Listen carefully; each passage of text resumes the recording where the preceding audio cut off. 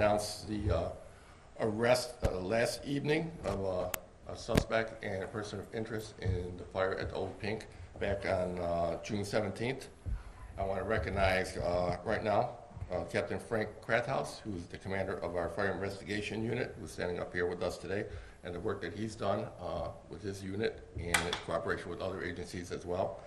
The Bureau of Alcohol, Tobacco, Firearms, and Explosives, represented today by Special Agents Frank Q and Brandy Spazzaro, and they'll be speaking in a few minutes as well. And Commissioner Joseph Camalia, of course, our partner in public safety, Commissioner of Buffalo Police Department, who's helped us along every step of the way as well, coordination and cooperation with fire investigation and the ATF and other agencies as well. Also want to recognize Erie County District Attorney's acting Erie County District Attorney Michael Keene in his office for his cooperation, and last but not least, U.S. Attorney's Office, who was instrumental in preferring federal charges against this suspect. Okay. At this time, I want to turn it over to Special Agent Brandy Spazzaro. Thank you, of the ATF. Good afternoon, everyone. My name is Brandy Spazzaro. I was asked to spell it, so I'm going to do that. It's B-R-A-N-D-Y. Last name S-P-A-S-A-R-O.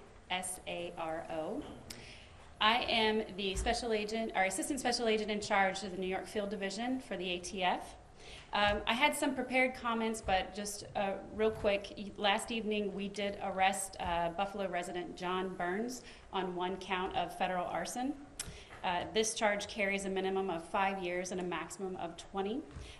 We just received information he had an initial appearance today, and he was remanded into custody. And I will continue with my remarks now. So just understand that these are alleged allegations. He is not guilty until he's found guilty or until he's convicted in a court of law.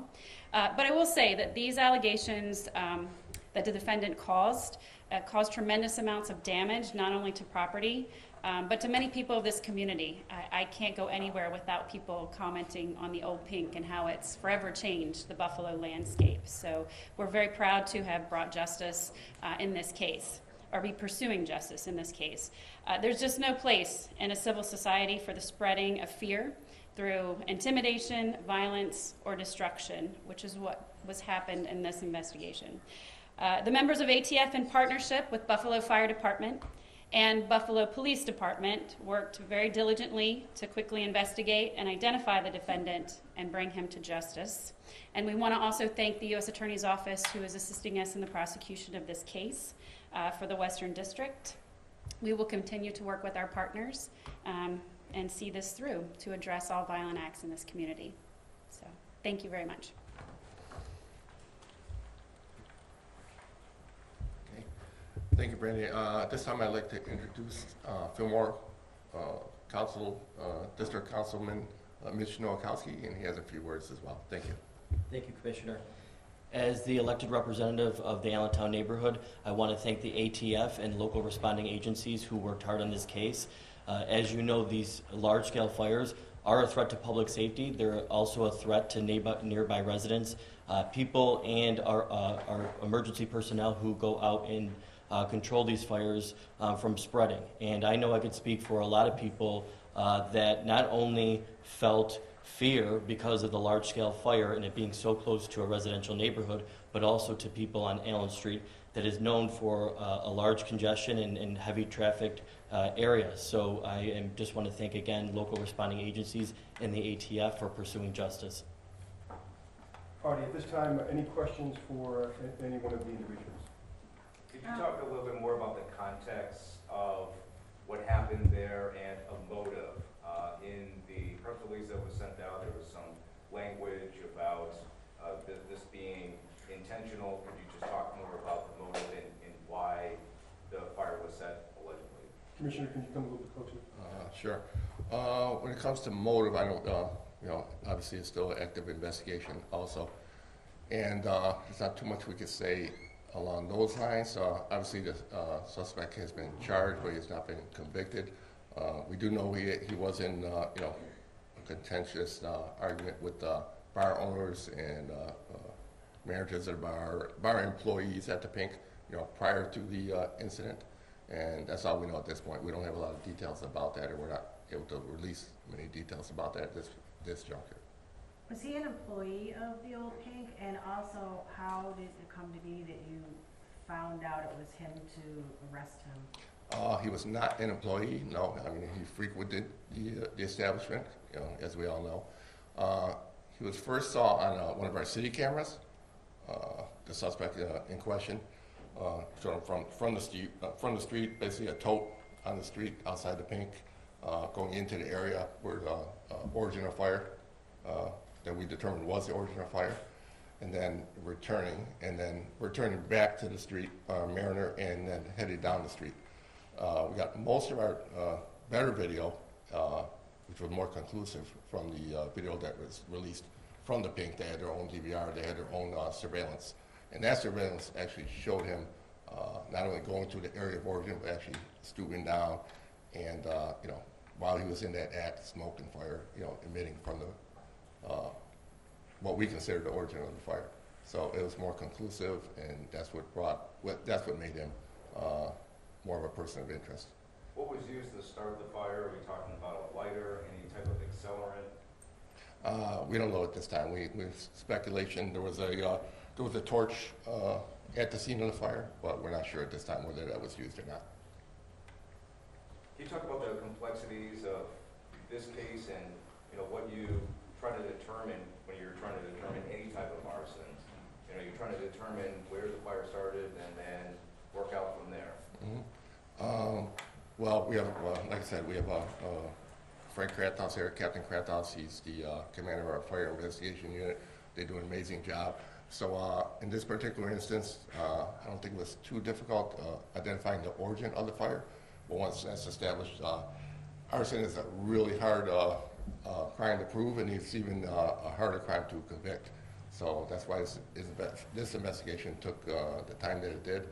Everyone had to do their due diligence. Obviously, we're working with other agencies, the ATF, Buffalo Police, U.S. Attorney's Office, as we said, Erie County District Attorney's Office as well. So there was a lot that went into this investigation.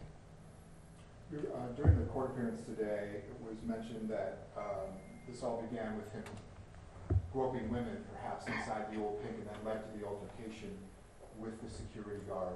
Can you expand on how this all started? That part is new to me. I do know there was an altercation with the bouncers and other employees of the Pink, but I don't know the details of that. It was also said in court that he was arrested after some sort of mental health call, that he was either threatening to himself or potentially to others. Could you elaborate a little bit more about the timeline when he was picked up and that call? It's my understanding he does have some mental health issues, and he has been in and out of those types of institutions. But he was arrested last evening.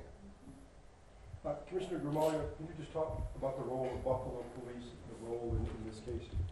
In regards to your question there, there was a mental health type call. I won't get too deep into it because of medical protections around that, but it was brought in for an evaluation by police, and then ultimately, being that he was at ECMC on a hold there, we knew where he was and were able to take him into custody at that point. As far as what Buffalo Police did in this role, we were brought in to assist the arson investigators. They've got extremely skilled, highly skilled investigators that handle all the arson work. We came in as a support role. We assisted with writing search warrants, electronic search warrants, our communications crimes unit, evaluating video, pulling video, and doing things of that nature, and then assisting with getting him in custody once he was out of the hospital. Can you explain how this raises to the level of federal charges? How this is? Sure. So it's not the nature of the fire per se, it's the building. So a building that is burned, a business, something that affects interstate commerce is what makes it a federal interest. And so that's what rises to the level of federal arson. So interstate commerce in terms of being a restaurant? Or? In terms of being a business that affects commerce in the area, yes. Thank you. Mm-hmm. Anyone else? There was discussion between the prosecution and defense about whether this was a crime of violence. violence and whether he should be detained moving forward. There's a detention hearing on Tuesday. Do you think that he should be detained? I think that arson in its nature is a violent act. And I do believe that there was proven an element of threat and intimidation in this case. And when arson is utilized as a catalyst for that, I think that that is a violent act. Just the same as using an explosives device would be considered that. We good? Councilman Miller, can I ask one more? We have a camera issue here. Just the impact of that building and the loss of that building and the importance of bringing, at some point, the individual that was involved in that to justice and what that means.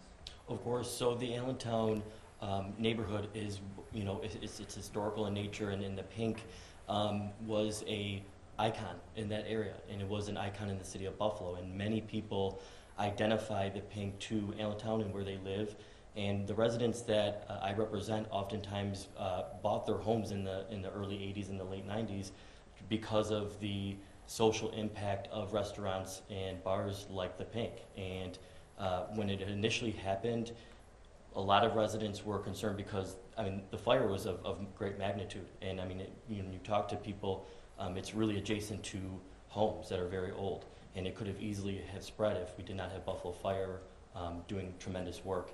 And so people, Buffalonians, Allentowners, are going to be happy that justice is being pursued and that somebody is going to be held accountable for this, but you can never replace the iconic structure and the memories that Allentowners and Buffalonians have at the Pink.